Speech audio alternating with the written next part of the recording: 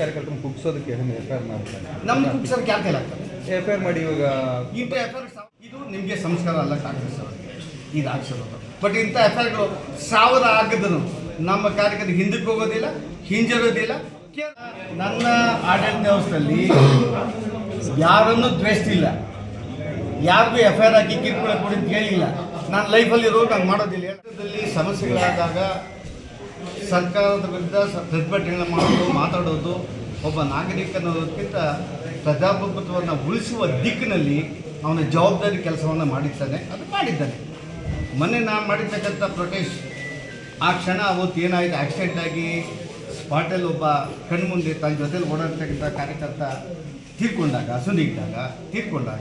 ಮತ್ತು ಆ ಮಹಿಳೆಗೆ ಆಕ್ಸಿಡೆಂಟ್ ಆಗಿ ಹಾಸ್ಪಿಟ್ಲಿಗೆ ಹೋದಾಗ ಅನೇಕರಿಗೆ ಪ್ರಶ್ನೆ ಮಾಡಿದ್ದಾರೆ. ಮಾಧ್ಯಮದವ್ರನ್ನೂ ಪ್ರಶ್ನೆ ಮಾಡಿದ್ದಾರೆ, ಕೂಡ ಏನು ಮಾಡ್ತಾಯಿದೆ, ಮಾಧ್ಯಮ ಏನು ಮಾಡ್ತಾಯಿದ್ದಾರೆ, ನಾಗರಿಕರು ಏನು ಮಾಡ್ತಾ ಇದ್ದಾರೆ, ವಿರೋಧ ಪಕ್ಷ ಏನು ಮಾಡ್ತಾ ಇದ್ದಾರೆ, ಯಾಕೆ ಪ್ರತಿಭಟನೆ ಮಾಡಿಲ್ಲ, ಯಾಕೆ ಕೇಳ್ತಾ ಇಲ್ಲ ಅಂತ ಕೇಳಿದ್ದಾರೆ. ಸಹಜವಾಗಿ ಒಂದು ರಾಜಕೀಯ ಪಕ್ಷ ಪ್ರತಿಭಟನೆ ಮಾಡೋ ಸಮಯದಲ್ಲಿ ಸ್ಥಳೀಯ ಶಾಸಕರ ಬಗ್ಗೆ ಮಾತಾಡ್ತಾರೆ, ರಾಜಕಾರಣಿ ಬಗ್ಗೆ ಮಾತಾಡ್ತಾರೆ. ಅದು ಸಹಜ ಪ್ರಕ್ರಿಯೆ.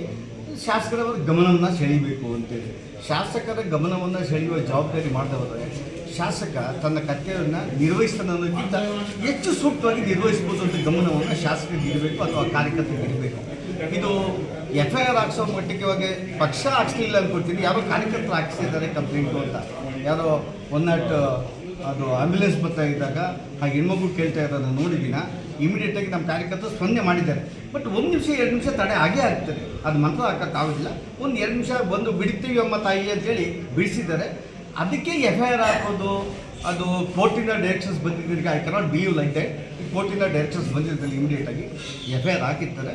ಅದು ಈ ಭಾಗದ ಶಾಸಕರು, ಒಂದು ರಾಜಕೀಯ ಪಕ್ಷ ಈ ಎಫ್ಐಆರ್ಗಳನ್ನು ಹಾಕೋದು ಸಂಸ್ಕಾರನ ಅನ್ನೋದನ್ನು ಪ್ರಶ್ನೆ ಅವ್ರು ಕೇಳ್ತಾ ಇದ್ದೀನಿ. ಆ ಎಫ್ಐಆರ್ ಬಗ್ಗೆ ನಾವು ತಲೆ ಕೆಡಿಸ್ಕೊಂಡು ಹೋಗೋದಿಲ್ಲ. ಈಗ ಎಫ್ಐಆರ್ 100 ಆಗ್ತದೆ. ಆದರೆ ಈ ಸಂಸ್ಕಾರ, ಈ ಸಂಸ್ಕೃತಿ ನಿಮಗೆ ಒಳ್ಳೆಯದಲ್ಲ. ಇಡೀ ರಾಜ್ಯದಲ್ಲಿ ಈ ಭಾಗದ ಶಾಸಕ ಶಿವಣ್ಣ ಮಾಡಿಸಿದ್ದಾನೆ ಇಲ್ಲ ಅಂತಲ್ಲ, ಇಡೀ ರಾಜ್ಯ ಸರ್ಕಾರ ಇಡೀ ರಾಜ್ಯದಲ್ಲೇ ಅಭಿವೃದ್ಧಿಗೆ ಅವರು ಯಾವುದೇ ರೀತಿಯ ಬಜೆಟನ್ನು ಕೊಡಲಿಲ್ಲ. ಇಡೀ ರಾಜ್ಯದ ರಸ್ತೆಗಳು ಇದೇ ರೀತಿ ಇದೆ. ಅನೇಕ ಕಡೆ ರಸ್ತೆಗಳು ನಮ್ಮ ತಾಲೂಕಲ್ಲಿ ಏನಾಗಿದೆ, ನಾಟ್ ಓನ್ಲಿ 5% 10% ಅಲ್ಲ, 90% ಓಡಾಡೋಕ್ಕಾಗುತ್ತೆ. ಇದನ್ನು ಶಾಸಕ ಮಾಡಲಿಲ್ಲ ಅನ್ನೋದು ಒಂದು ಭಾಗ. ಆದರೆ ಈ ಸರ್ಕಾರ ಈ ಕ್ಷೇತ್ರದ ರಸ್ತೆಗಳಿಗೆ ಹೆಚ್ಚು ಗಮನವನ್ನು ಕೊಡಲಿಲ್ಲ. ಆನೇಕಲ್ ತಾಲೂಕೆಲ್ಲ ರಾಜ್ಯದಲ್ಲೇ ಗಮನ ಕೊಡಲಿಲ್ಲ. ಅದಕ್ಕೆ ರಾಜ್ಯ ಸರ್ಕಾರವನ್ನು ಈಗೇನೋ ಈ ರಾಜ್ಯದ ನೂತನ ಮುಖ್ಯಮಂತ್ರಿ ಹೇಳಿಕೆ ಕೊಟ್ಟಿದ್ದಾರೆ, 2,000 ಕೋಟಿ ಕೊಡ್ತಿದ್ವಿ. 2,000 ಕೋಟಿ 20,000 ಕೋಟಿ ಕೊಟ್ಟರೇನೋ ಬೆಂಗಳೂರಿನಲ್ಲಿ ರಸ್ತೆಗಳನ್ನು ಮಾಡೋಕ್ಕಾಗೋದಿಲ್ಲ. ಈಗಾಗಲೇ ಇದೆಲ್ಲ ಗೊತ್ತಿದ್ದು ಸಹ ಮೂಲಭೂತ ಸೌಕರ್ಯಗಳನ್ನು ಕೊಡದೆ ನಾವೇನೋ ಗ್ಯಾರಂಟಿ ಅಂದ್ಕೊಂಡು ಮೂಲಭೂತ ಸೌಕರ್ಯ ಕೊಡಿ ಈ ಜನರ ಮೇಲೆ ದಬ್ಬಾಳಿಕೆ ಮಾಡ್ತೀವಿ. ಯಾವುದೇ ಮುಖ್ಯಮಂತ್ರಿಗೆ ಶೋಭೆ ತರೋದಿಲ್ಲ. ಅಂದರೆ ಬಿಜೆಪಿ ಕಾರ್ಯಕರ್ತರು ಕುಗ್ಸೋದಕ್ಕೆ ಎಫ್ಐಆರ್ ಮಾಡ್ತಾರೆ. ನಮ್ಮ ಕುಗ್ಸೋದಕ್ಕೆ ಯಾಕೆ ಆಗ್ತದೆ ಎಫ್ಐಆರ್ ಮಾಡಿ ಇವಾಗ ಇಂಥ ಎಫ್ಐಆರ್ 1000 ನೋಡಿದ್ದೀವಿ. ಕುಗ್ಸೋದಕ್ಕೆ ಮಾಡಿದ್ದಾರೆ ಅನ್ನೋಕ್ಕೆ ನಾನು ಸಂಸ್ಕಾರವಾಗಿ ಹೇಳ್ತಾ ಇದ್ದೀನಿ. ಇದು ನಿಮಗೆ ಸಂಸ್ಕಾರ ಅಲ್ಲ ಕಾಂಗ್ರೆಸ್ ಅವರಿಗೆ ಇದು ಆಗ್ಸಿರೋದು. ಬಟ್ ಇಂಥ ಎಫ್ಐಆರ್ಗಳು 1000 ಆಗಿದ್ರು ನಮ್ಮ ಕಾರ್ಯಕರ್ತರು ಹಿಂದಕ್ಕೆ ಹೋಗೋದಿಲ್ಲ, ಹಿಂಜರೋದಿಲ್ಲ, ಕೇರ್ ಮಾಡೋದಿಲ್ಲ.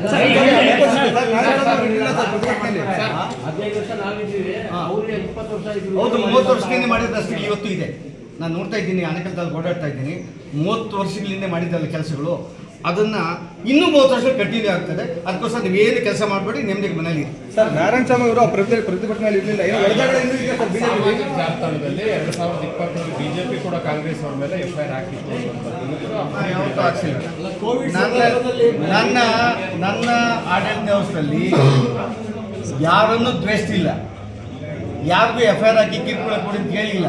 ನಾನು ಲೈಫಲ್ಲಿ ರೋಗ ಹಂಗೆ ಮಾಡೋದಿಲ್ಲ. ಹೇಳೋಣ ಆಯ್ತು. ಈಗ ಅಗಲೀಕರಣ ರಸ್ತೆ ಎಲ್ಲ ಹೋಗಿ ನಾನು ಮಾತಾಡಿದೆ. ಈಗ ಟೆಕ್ನಿಕಲಿ ವಯಬಲ್ ಅಲ್ಲ ಅಂತ ಹೇಳ್ತಾ ಇದ್ದಾರೆ.